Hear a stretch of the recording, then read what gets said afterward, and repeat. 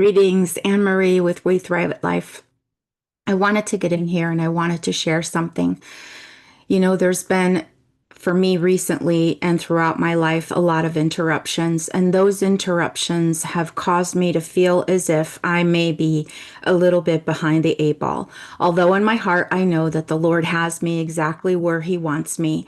I know that these types of things that happen to give us these interruptions can maybe leave us a little bit feeling like we need to catch up and feeling like we're less than or whatever your feeling is. But for me, sometimes I look at my life and I think there was a purpose to everything that was there, but what could I have done differently?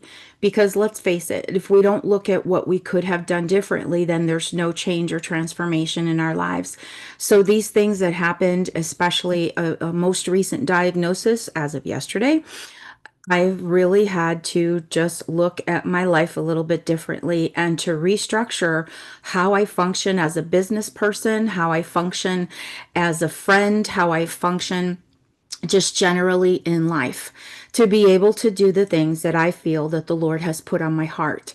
And so I say to you, what is it that you need to restructure in your life? What is it that you need to take stock of, that you need to look at and say, I need to start doing this, I need to stop doing that, and I need to change something that I'm doing in order for me to have the life that the Lord really wants me to have.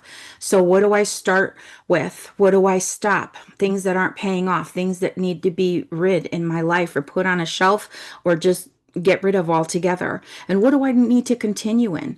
What strengths do I need to continue in?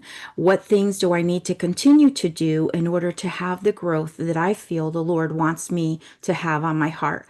And so I hope that if you're feeling the same way, that you'll reach out, because I truly want to help people to get out of cruise control where you're just skating because news isn't that great.